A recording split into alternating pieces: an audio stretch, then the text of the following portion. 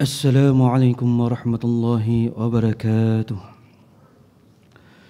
نويت التعلم والتعليم والتذكر والتذكير والنفع والانتفاع والإفادة والاستفادة والحث على التمسك بكتاب الله وسنة رسوله والدعاء إلى الهدى والدلالة على الخير ابتغاء وجه الله مرضاته قربه وثوابه سبحانه وتعالى آمين.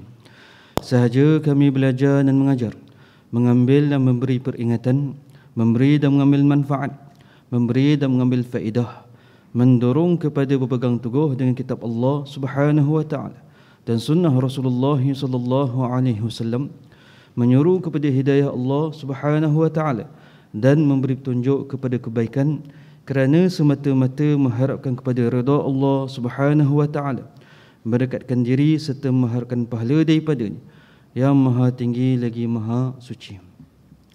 Amin ya rabbil alamin. Alhamdulillah rabbil alamin. Syukur kepada Allah Subhanahu wa taala dapat bertemu dengan tuan-tuan dan puan-puan yang dirahmati Allah. Yang bahagia pengurusi, timbalan pengurusi, Imam Bilal Haji Tuan Kuasa, dan sekalian hadirin dan hadirat.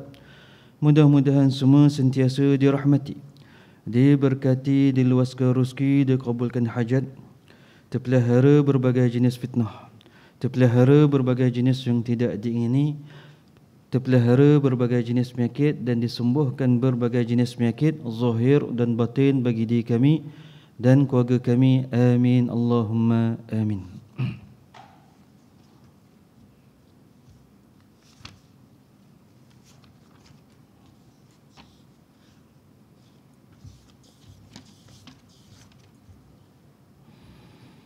Kita sampai suratul Lail. Sebelum masuk suratul Lail, kita baca doa Imam Haddad, itu istighfar. Istighfar untuk nambahkan ilmu, amalan yang memberi manfaat. Lepas tu dapat, iaitu doa supaya diluaskan rezeki dan sentiasa dalam ketaatan dengan kembali kepada kejahatan. Astaghfirullah Rabbal baraya, Astaghfirullah Rabbal baraya, Astaghfirullah minal khataya, Astaghfirullah Rabbal baraya, Astaghfirullah minal khataya.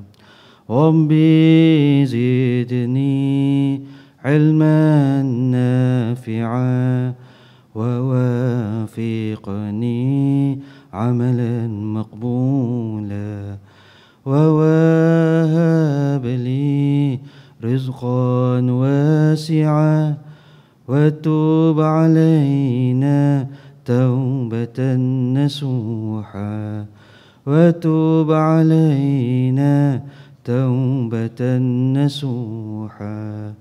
Astaghfirullah Rabbal baraya, Astaghfirullah minal khataya, Astaghfirullah Rabbal baraya, Astaghfirullah minal khataya.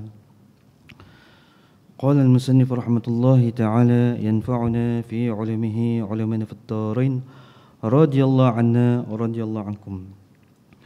Surah Al-Lail, surah yang nombor 92. Ada 21 ayat. Bismillahirrahmanirrahim. Saya mulakan dengan nama Allah yang Maha Pengasih lagi Maha Penyayang. Surah Al-Lail artinya malam. Surah Al-Lail maksudnya malam. Malam lawannya siang.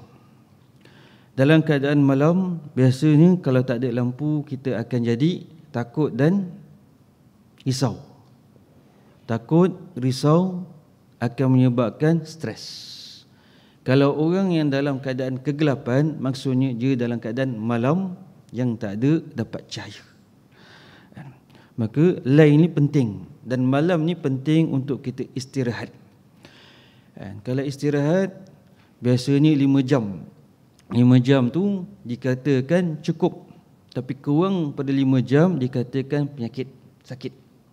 Maka seelok-eloknya lebih daripada 5 jam, tapi jangan sampai melebihi daripada 8 jam. Kalau kita selalu dalam keadaan tidur kurang daripada 5 jam, kemungkinan besar tak boleh tidur. Maka umur lebih kurang umur 40 tahun, umur 50 tahun tak boleh tidur. Kalau tak boleh tidur 1 hari, 2 hari, 3 hari, boleh tahan lagi. Seminggu boleh tahan lagi. Tetapi lebih pada 2 minggu, dia pemikirannya akan jadi letih. Pemikirannya akan jadi letih. Sebab kalau 1 hari kita tak dapat tidur, kemungkinan kita akan dengar benda-benda ghaibiat, bisikan-bisikan yang halus. Kalau seminggu, dia boleh pergi daripada lebih lagi. Akan menyebab dia boleh dengar macam binatang cakap dan sebagainya. Halusinasi itu akan berlaku. Maka siapa yang berhadapan dengan keadaan-keadaan macam itu, kalau seminggu boleh tahan lagi, dia boleh baiki. Kalau lebih pada 2 minggu sampai sebulan, 2 bulan, dia kena diubat. Kalau tak diubat, dia akan berhadapan masalah.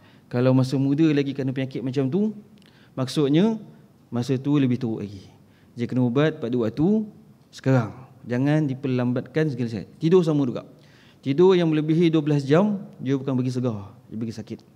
Maka kalau kita dah biasa 12 jam, ataupun kita lihat saudara mara kita, adik-beradik kita, abang kita, kakak kita, ataupun kawan-kawan kita, ataupun siapa yang kita kenal, mak dan ayah, atuk dan nenek dan sebagainya. Kita lihat dalam keadaan macam tu, maksudnya dia ada sakit. Dia ada sakit yang perlu dirawat. Dirawat oleh siapa? Dirawat oleh kita, jangan. Dirawat oleh orang yang pakar. Sebab kalau kita sendiri yang belajar penyakit 12 jam tidur, tak boleh. Macam contoh hafal Quran, baca Quran. Baca Quran, tiba-tiba datang sakit, 2 bulan tidur. Itu maksudnya dia tak boleh teruskan hafalan Quran, tapi mulakan dengan perubatan dulu. Dah settle perubatan, baru masuk balik menghafal. Kalau tak, ramai kawan-kawan saya yang hafal Quran kena penyakit macam ni, sampai sekarang ni sakit. Sebab orang tak tahu, orang kata jin dan sebagainya, rupa-rupanya bukan jin. Rupanya ada penyakit-penyakit macam tu yang doktor dapat trace, doktor dapat tahu. Maka serahlah pada pakar. Dan kawan ni kan, kawan saya umur 18 tahun dah hafal Quran kali pertama. Lepas tu sakit, pergi pindah sampai sekarang ni masih lagi keadaannya sakit. Dia pun tak tahu apa punca. Dia ingat jin dan sebagainya, sebenarnya tidak. Sebenarnya ada setengah orang, dia punya masa kecil je tu tak dijaga dengan betul. Demamnya lebih daripada 3 hari, mak ayah tak buat kisah, ataupun penjaga tak kisah.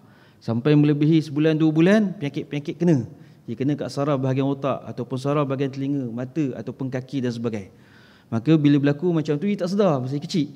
Bila dah besar dan sebagainya, dia mula, penyakit ni, dia mula sedar daripada umur lebih kurang nak masuk 14. 14 dia mula sedar. 15 tu dia dah mula nak bagi tahu, signal sakit-sakit. Lepas tu masuk 17, dia dah bagi tahu. Tapi kalau kita kata tak apa, dia akan meningkat. Dia akan meningkat sampai umur 40 tahun, dia akan lebih teruk lagi kalau tak diubat. Sampai 60 tahun, lebih dahsyat lagi. Dan ramai sekarang ni meninggal tak sampai umur 60 tahun dah meninggal. Dah meninggal. Maka kesihatan kena jaga, makanan pun kena jaga. Pasal kecil lagi kena jaga. Tetapi walaupun kita jaga, jangan ikut pandangan diri sendiri, ikut pandangan orang yang lebih faham dan lebih pakar supaya selamat. Ada juga di kalangan pelajar-pelajar pondok, seorang kawan dia ada penyakit. iaitu penyakit hidung, kronik alahan hidung. Masa masuk pondok, dia tak tahu penyakit tu ada kronik alahan hidung. Masa zaman sekolah, dia pergi hospital dan sebagainya, dia tak dapat doktor pusing sana, pakar sana, pusing-pusing sampai masuk pondok. Dah masuk pondok lebih kurang 6 bulan. Doktor baru dapat tahu yang dia ni ada penyakit kronik alahan hidung. Maka dia tanya guru je. Dia kata, "Tuan, saya ni doktor dah beritahu penyakit kronik alahan hidung. Saya ni perlu pergi hospital ataupun tidak nak pergi berubat. Sebab umur je lebih kurang lepas habis SPM 18 tahun." Lepas dia tanya macam tu, lepas tu Tok Guru kata, tak perlulah nak pergi hospital, makan habus sauda dengan minyak zaitun saja. Makan minyak zaitun saja, ataupun ubat-ubat yang zafaran dan sebagainya. Maka dia pun buat. Selepas 6 bulan, penyakit ni tu jadi luar biasa. Bila penyakit luar biasa, kelas tak boleh masuk dan sebagainya, ramai kawan yang pondok ni, sistem pondok dia ada sistem ni juga. Maknanya bila belajar dengan Tok Guru besar, lepas Tok Guru besar tak ada, akan belajar dengan Tok Guru lain. Untuk anak murid Tok Guru untuk kitab-kitab yang rendah. Maka Tok Guru yang lain tak dapat nak hadir. Sampai dalam mesyuarat Tok Guru sama Tok Guru besar, guru-guru yang guru besar kata, ni kenapa dia orang kawan saya ni kenapa dia tak masuk kelas? Dia sakit macam sakit tak sebagainya, tak masuk kelas dan sebagainya. Maka diorang dah sangka buruk. Tok Guru tahu yang dia tu sakit. Maka apa putusannya? Putusannya Tok Guru terpaksa kata pergilah keluar untuk berubat. Maka ini penganiayaan tanpa disedar. Maka bukan bidang kita jangan masuk campur. Benda yang kita arif, kita tahu boleh masuk campur. Macam contohnya kita belajar Quran, kita tahu berkaitan surah, kita tahu berkaitan tajwid, kita boleh jawab. Berkaitan perubatan, belajar tak berkaitan perubatan, tak belajar, kita bukan kuaran. Maka jangan masuk campur berkaitan benda tu. Biarlah ahli yang memberi jawapan. Dan orang yang sakit macam tu berapa tahun sembuh, tak sembuh-sembuh. Sebab dalam keadaan dilema. Dia tak tahu macam mana nak selesaikan penyakit. Sebab penyakit-penyakit ni kadang-kadang Allah Ta'ala uji pada orang tertentu, penyakit-penyakit ni pelik. Maka penyakit-penyakit yang pelik ni, orang yang sakit saja tahu, orang yang tak sakit tak tahu. Maka keadaan-keadaan macam tu, kalau kita orang yang tidak merasa sakit, kita sentiasa mendoakan baik pada dia dan sangka baik. Itu yang terbaik. Dan mana kita boleh tolong, kita tolong. Tapi jangan kita ganggu dia. Takut-takut sakit tu akan kena pada diri kita. Dan ada seorang daripada sakit ni, penyakit-penyakit ni, ada seorang daripada pelajar ni, saya ada berkhidmat dengan madrasah tahfiz pun ada. Masa sebelum saya belajar ke Mekah, dari rezeki ke belajar Mekah, maka ada seorang ayah ni, dia masukkan anak kat madrasah tahfiz. Bila masuk dalam madrasah tahfiz, kita tak tahu kenapa dia masukkan madrasah tahfiz. Kita ingat, kita sangka baik. Bila masuk dalam tahfiz, dia ni nampak lain macam. Dia punya tak masuk kelas, main tahajud tak boleh dan sebagainya. Kalau saya yang jaga, saya tak pukul, saya perhati dan sebagainya. Lepas tu dalam pengurusan cakap, saya nak jumpa keluarga budak ni, keluarga belajar ni. Apa sebenarnya cerita je. Maka bila dia orang telefon dan sebagainya, duduk kat Perak, madrasah kat Perak. Lepas tu bila datang keluarga beberapa hari dan datang, lepas tu duduk bincang. Ayah kata dia ni pemalas masa belajar dan sebagainya, gini. Lepas tu, lah pemalas masuk madrasah tahfiz. Madrasah tahfiz bukan lagi senang. Sekolah ada masa main bola sepak, ada masa nak kalau start masuk perwakilan lawan sekolah dan sebagainya, kelas tak masuk, main bola. Saya sekolah agama pun bila jadi perwakilan bola sepak, banyak kan tak masuk kelas, main bola sebab nak menang. Maka sekolah tak sama kan cara kaedah hafazan. Menghafal ni kali pertama nak menghafal, tunggu guru pula giliran untuk nak tasmi', itu baca. Giliran untuk tasmi' bacaan. Lepas tu kali kedua pula hafazan. Lepas tu ulang hafalan. Maka benda tu tak berlaku kat sekolah. Berlaku kat sekolah. Sekolah pun tak teliti buat benda tu. Maka sekolah ada kelebihan, ada kekurangan. Begitu juga madrasah tahfiz, ada kelebihan. Maka dalam keadaan macam tu, bila kita kata, saya tanya, tak kena gaya ni. Kalau kat sekolah tak boleh pergi, kenapa hantar madrasah tahfiz? Tak boleh, tak gaya. Lepas tu dia pun kata gini, dia pun marah dan sebagainya. Bila marah, saya agak macam tak berapa selesa. Lepas tu saya kali 1 minggu saya berhati je. Maknanya saya suruh je duduk satu bilik khas. Bilik khas maknanya bilik guru. Saya satu bilik, ada satu bilik sebelah. Sebelah tu saya biar duduk kat dalam tu, saya perhati apa kat je ni dan sebagainya. Bila perhati dan sebagainya, saya yakin je ni sakit. Dia ada sakit. Lepas tu telefon ayah je supaya je berubat. Ayah kata tak adalah gini. Lepas tu saya pun dalam keadaan macam tu saya naik angin. Bila saya naik angin cakap, Haji tak pernah rasa sakit anak Haji ni. Haji nak rasa tak anak Haji punya sakit? Dia pun macam terdiam. Dia marah-marah, dia terdiam. Saya pun terdiam. Lepas terdiam pun tak kisah, anak Haji tak ambil. Lepas sebulan balik, dia datang balik. Tapi bukan dia datang, isteri dia yang datang. Bila isterinya datang, dia kata, saya nak ambil lah anak saya untuk berubat. Lepas tu cakap, kenapa? Mana suami akak? Dia cakap suami akak tak datang. Lepas tu bila dalam keadaan macam tu, isteri mungkin rasa bersalah. Dia pun cerita dengan ustaz lain. Dia masa nak hantar ustaz lain yang hantar ke kita dan sebagainya. Dia cerita sebenarnya ayah budak tu kena sakit dalam masa 2 minggu. Sakit macam budak tu. Dia nak pergi kerja tak boleh. Menangis-nangis tak boleh pergi kerja. Maka dia tahu sakit anak je. Maka kadang-kadang orang ni nak rasa baru faham. Kalau rasa tu lama, naya. Kalau sekejap boleh tahan lagi. Maka penyakit-penyakit ni Allah Ta'ala bagi pada orang ni kadang-kadang jangan dibuat tak indah. Kadang-kadang berat. Lagi-lagi anak ni tanggungjawab kita, amanah.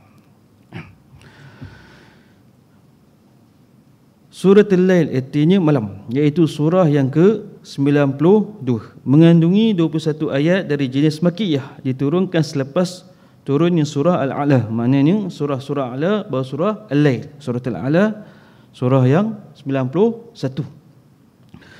Hubungan surah ini dengan sebelum, iaitu di sana disebutkan orang yang menyucikan jiwanya akan beruntung dan orang yang mengotorinya pula akan rugi. Maka surah ni nak menjelaskan berkaitan dengan jiwa, penyucian jiwa. Siapa yang suka menyucikan jiwa dalam kebaikan, beruntung. Siapa yang suka mengotorkan jiwa je, dia dalam keadaan tidak beruntung, rugi.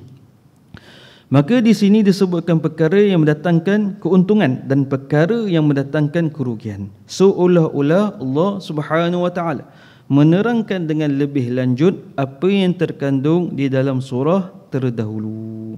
Maka surah Al-Lail ini nak menjelaskan lebih daripada masalah-masalah jiwa, masalah-masalah jiwa. Bismillahirrahmanirrahim. Dengan nama Allah yang Maha Pengasih lagi Maha Penyayang, saya mulakan dengan kasih sayang Allah Subhanahu wa taala. Wal-laili idza yaghsha. Demi malam apabila menutupi cahaya siang. Wan-nahari idza tajalla. Dan siang apabila memperlihatkan cahaya terang. Wa ma khalaqadz-dzakara wal-unsa. Dan Tuhan yang menciptakan lelaki dan perempuan. Maka ayat ni nak menjelaskan wal-laili idza yaghsha, demi malam apabila menutupi cahaya siang. Maka Allah Subhanahu wa taala nak ingatkan, dunia ni ada yang mengatur. Macam Malaysia ni, ada yang memerintah, ada Perdana Menterinya, ada ahli kabinet, iaitu Menteri Bahagian Pendidikan, Menteri Bahagian Sumber Manusia, Menteri Bahagian Kewangan. Itu negara. Maka dalam keadaan dunia ni ada yang takbir. Satu negara, Malaysia ni satu negara. Negara lain ada juga. Singapura ada, Brunei ada, Thailand ada, Indonesia ada, Yaman ada, Mekah ada, Arab Saudi ada. Semua tiap-tiap negara tu ada rajanya dan ada menteri je. Tapi keseluruhan dunia ni, seluruh benua dunia ni yang termasuk Rusia semua mungkin dikawal, ditakbir oleh kehendak Allah Subhanahu wa taala. Allah Taala yang takbir. Maka Allah Taala, macam mana kita nak nampak Allah Taala takbir? Kita lihat benda yang kita mampu faham. Kita lihat malam. Malam ni siang tak nampak lampu, tak nampak cahaya. Maka malam ni kebiasaannya untuk rehat. Maka siapa yang buatkan malam untuk manusia dan binatangnya boleh hidupnya, lumrahnya jadi aman. Ada waktu bekerja, ada waktu untuk berehat. Siapa yang takbir ni? Maka Allah Ta'ala kenalkan dia yang buat malam itu menjadi gelap. Dan datangnya siang. Bila malam sampai masanya, waktu subuh, dah masuk isyraq, matahari dah terbit suku matahari. Maka matahari dah terbit, menunjukkan bumi ini akan mula diterangkan. Cahaya matahari, tak ada lampu pun boleh lawan cahaya matahari. Dan sampai rumah pun tak perlu nak ada lampu sebab cahaya matahari. Siapa yang mentadbirkan cahaya yang luar biasa? Kalau malam gelap sangat, perlukan pelita, perlukan lampu, perlukan cahaya. Kalau buat kereta, perlukan cahaya kereta, lampu kereta, berbagai. Kalau motor, perlukan. Kalau bawa kereta, bawa motor dalam keadaan gelap, tak boleh nak bawa motor. Boleh langgar pokok, boleh jatuh dan sebagainya. Tak selamat. Kecuali kita sama-sama ada cahaya daripada bulan. Bulan yang penuh. Kalau bulan tu tak penuh, lagi tak ada, lagi tak nampak keadaannya. Kalau bintang-bintang kat langit tak ada, lagi payah nak nampak jalan. Gelap, betul-betul gelap. Maka datangnya siang, terang, betul-betul terang untuk manusia buat kerja dan sebagainya. Untuk buat pengurusan dan sebagainya, buat bangunan, nampak, baca dan sebagainya, semua boleh buat pengurusan waktu siang. Siapa yang buat? Allah Subhanahu Wa Taala. Allah yang takbirkan matahari boleh kena pada mana tempat yang Allah Taala kehendak. Yang jadi matahari itu sendiri pun yang sentiasa terang pada seluruh dunia ni. Siapa yang takbir? Allah Subhanahu Wa Taala. Kalau kat Malaysia ni berkaitan dengan karen TMB yang bertanggungjawab terhadap karen. Dia yang menguruskan bahagian karen. Kalau ada blackout dan sebagainya, mereka yang akan bertanggungjawab terhadap karen. Ini karen yang diuruskan. Dan orang yang kerja berkaitan karen ni berapa ramai orang? Berapa ramai orang yang terlibat berkaitan dengan karen? 24 jam siapa yang jaga bahagian 24 jam, siapa yang potong karen, siapa yang ambil bayaran. Banyak bahagian-bahagian. Dalam segi bayarannya, dalam segi internet, dalam segi kuanta je dan sebagainya, dari segi orang nak telefon, semuanya ada. Itu berkaitan dengan karen. Malaysia ni kat kawasan Selangor ni, wilayah berkaitan karen, bagai ramai orang yang terlibat. Dan ramai orang yang kaya terlibat dengan karen. Datuk-datuk ramai dalam TMB, gaji-gaji besar dan sebagainya. Maka orang yang belajar dalam negara jadi orang besar dalam TMB menjadi orang kaya. Sebab pengurusan dan sebagainya, ramai orang bawah. Dan bangunan banyak. Bangunan TMB ni macam-macam ada, besar dan sebagainya. Dan dia boleh beli bangunan TMB ni. Maka TMB sahaja nak adakan karen ni, boleh jadi kaya, boleh ada projek, ramai pekerja. Matahari ni siapa yang terlibat? Manusia ada terlibat tak? Tak ada yang terlibat. Siapa yang atur? Siapa yang bayar untuk jadikan matahari? Ada kan? Tak ada. Siapa yang takbir ni? Menunjukkan ada kuasa besar. Siapa ni? Allah Subhanahu Wa Taala. Kita nak adakan lampu pada waktu malam, macam-macam pengurusan, tendernya, keluar duit kerajaan dan sebagainya untuk nak adakan benda tu jadi betul. Lepas tu nak benda tu, kalau lampu tu rosak kena ganti dan sebagainya, lambat ataupun siap dan sebagainya. Maka lampu berkaitan, lampu jalan raya ni berkaitan dengan ramai orang. Matahari ni tak ada siapa pun yang terlibat. Tetapi matahari ni memberi manfaat pada seluruh manusia. Karen ni kita kena bayar. Masjid surau ni pun kena bayar karen. Air pun surau ni kena bayar. Tetapi malam perlu dibayar kepada Allah Subhanahu Wa Taala? Tak ada.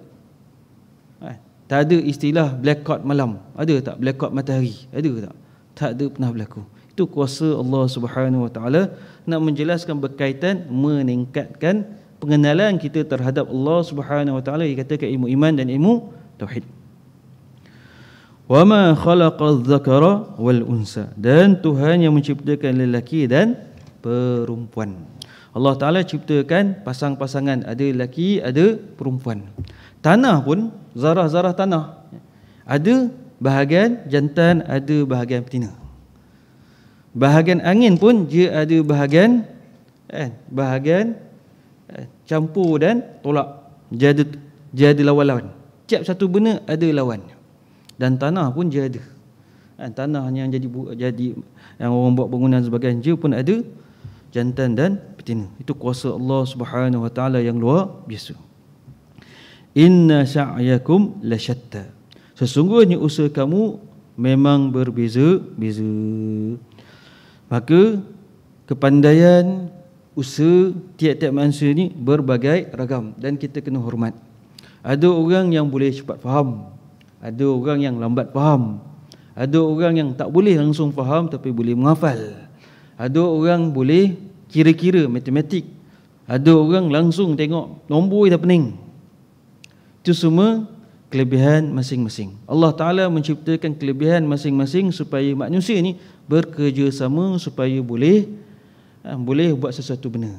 Ada yang bahagian gaji rendah, ada yang gajinya sedang, ada yang gaji tinggi. Masing-masing ada urusan yang Allah Ta'ala tentukan. Ada yang memburu, ada yang tukang sembelih, ada yang tukang masak.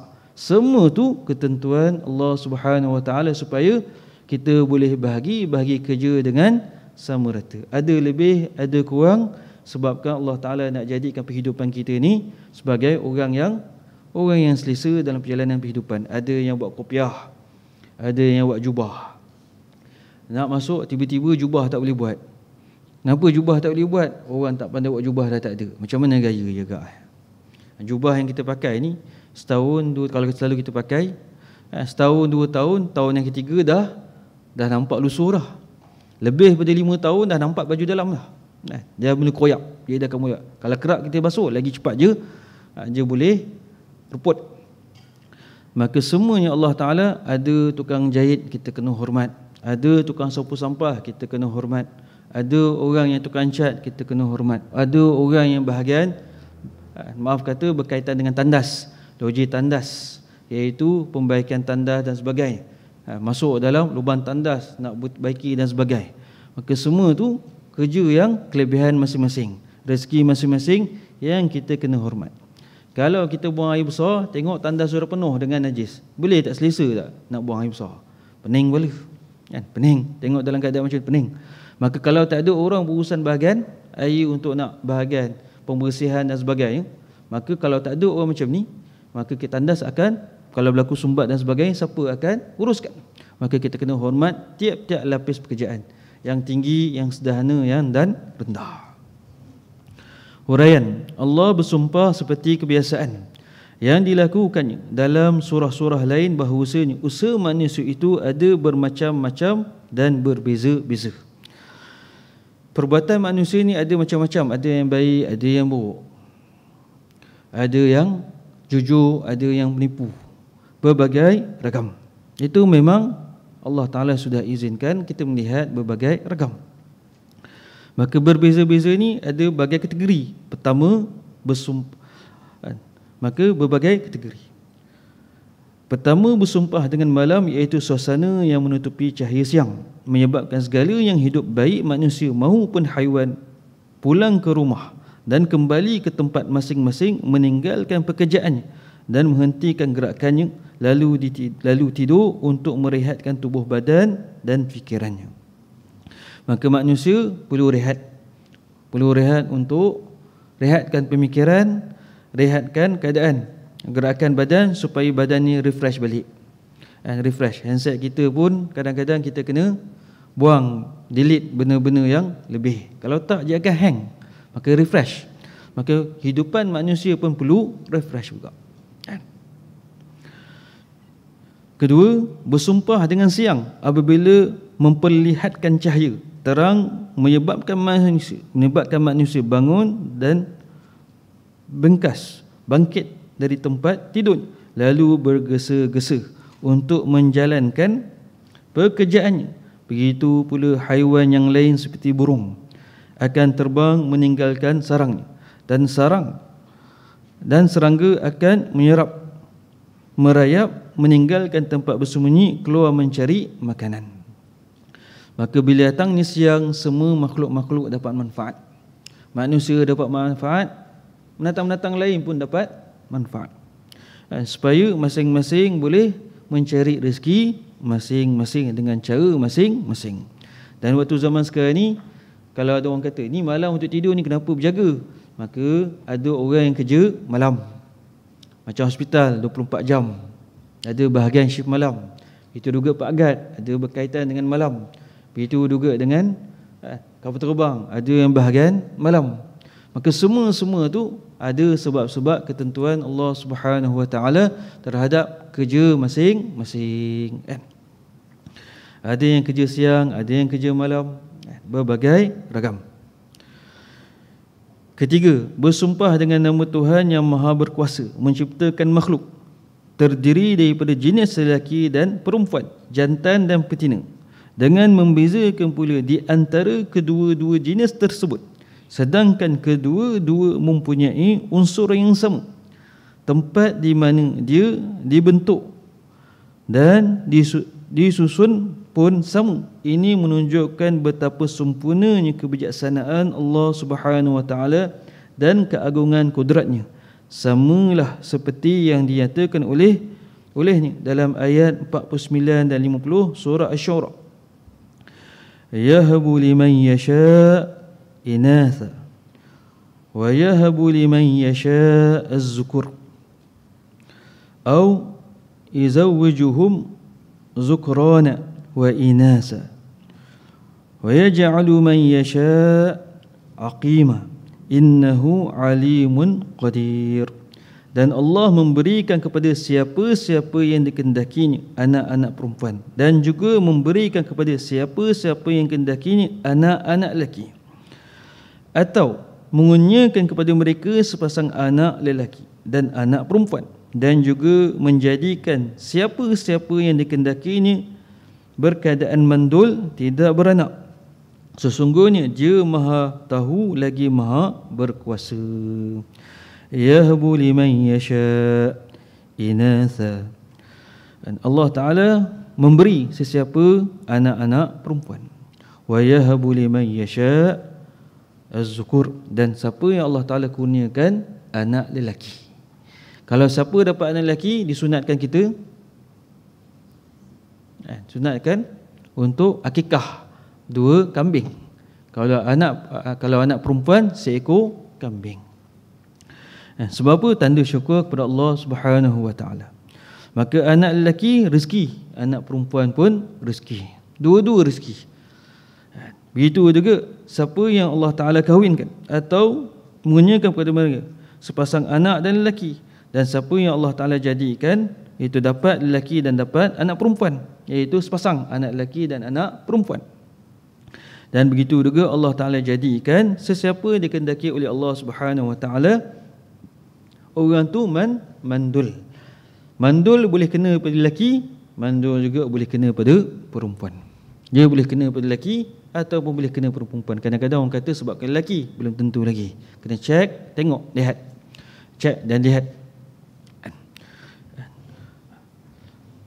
Maka dalam keadaan lihat ni dan sebagainya, maka kalau biasanya kalau orang dah kahwin 9 bulan ataupun setahun dapat anak, itu benda yang normal. Tapi zaman sekarang ni setahun tak dapat anak, 2 tahun tak dapat anak, 3 tahun tak dapat anak, biasa. Sampai ramai orang menunggu giliran untuk dapat anak angkat. Ramai orang tunggu giliran untuk dapat anak angkat. Maka nak dapat anak ni zaman sekarang ni agak cukup susah. Lagi-lagi sebabkan kahwin lambat. Bila kahwin lambat dan sebagainya, payah nak dapat anak.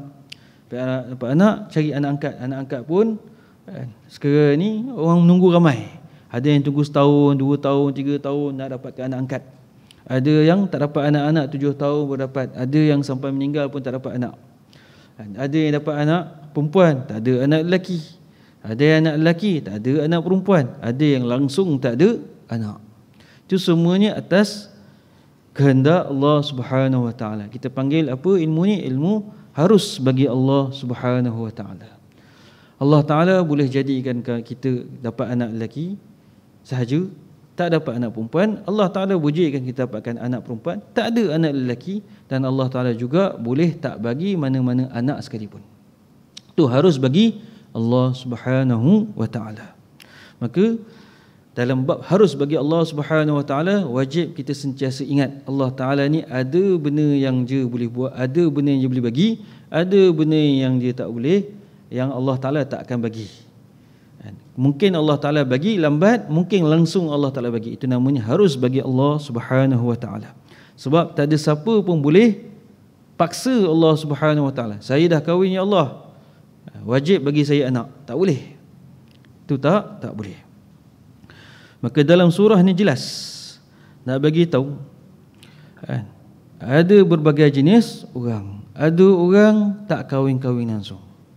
Lelaki tak kahwin, perempuan pun tak kahwin. Ada juga macam tu.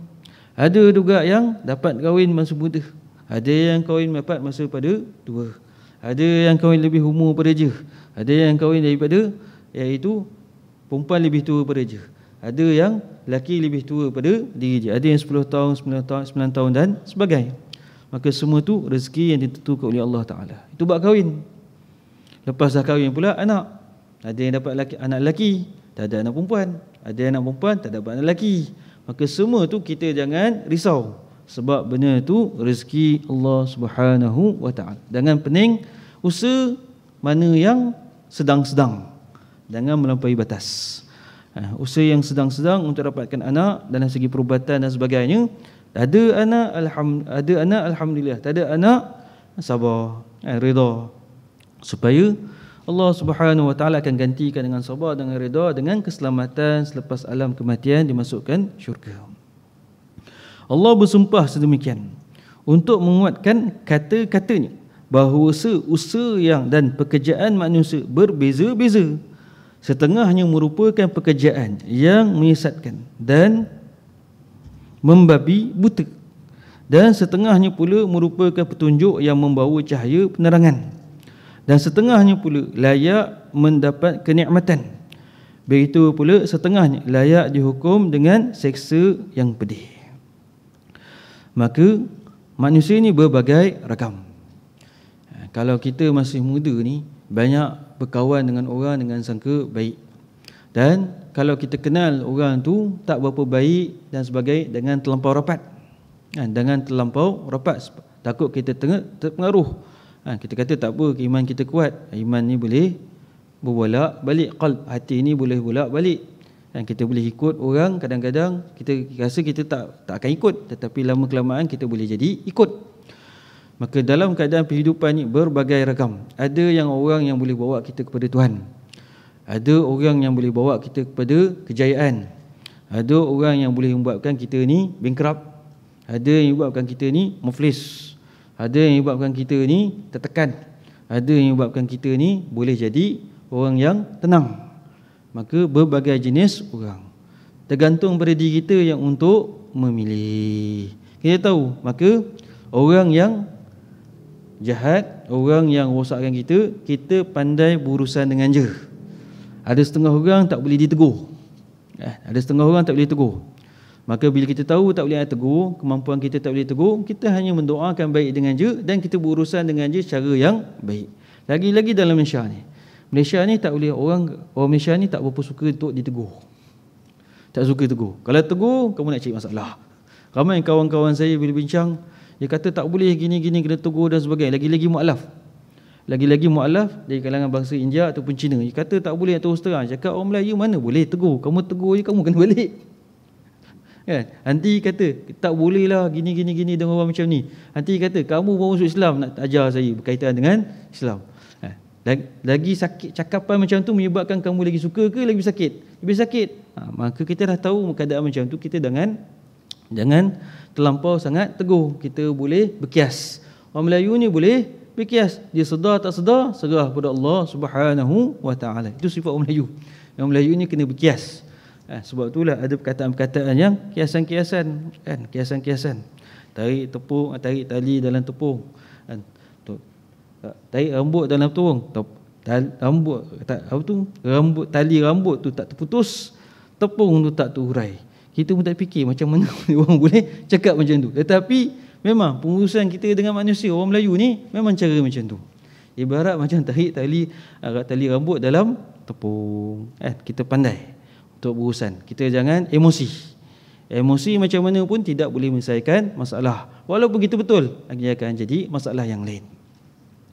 Maka berbagai. Sebab tu Allah Ta'ala kata, Inna sa'yakum lasyatta. Dan Allah Ta'ala membahagikan keadaan. Ada orang yang baik, ada orang tak baik. Tapi zaman sekarang ni orang yang tak baik ramai. Orang yang baik sikit. Orang yang jujur tak ramai. Orang yang suka pusing-pusing ni ramai. Maka dalam keadaan macam ni, kalau kita duduk alam yang jujur, kita kena pandai dalam pengurusan. supaya kita boleh hidup dalam keadaan kita tak kacau orang lain tak kacau kita. Maka dalam masa kecil ni banyak berkawan. Kena banyak berkawan. Jangan kawan seorang, dua orang, tiga orang, empat orang. Kita kena kawan dengan jiran yang duduk sebelah kita. Kita kena kawan dengan orang yang sama belajar dengan kita. Kita kena kawan dengan orang yang iaitu kita urusan dengan dia. Sebab apa kena buat macam tu? Sebab kita tak tahu apa masalah musibah akan kena pada diri kita, dan bila musibah dah kena, kita tahu mana satu yang kita boleh minta pertolongan. Kadang-kadang kawan rapat kita boleh kenakan kita balik.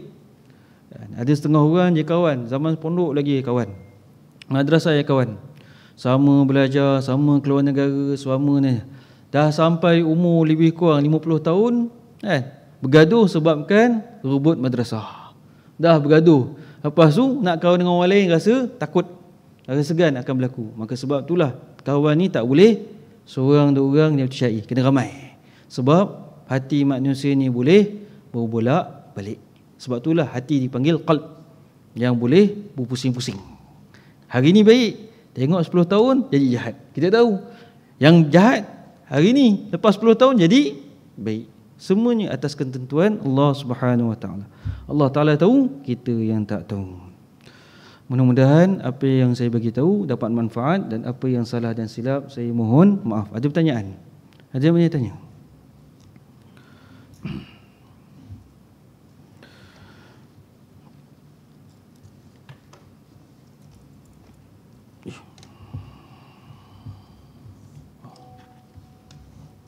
InsyaAllah akan datang kita sambung suratul Lail ayat 5. Dalam suratul Lail yang kita belajar ni, yang paling penting ayat nombor 4 yang nak menjelaskan pada diri kita, tak ada orang semuanya perfect. Ada, kita kena berlapang dada dengan berurusan dengan siapa-siapa.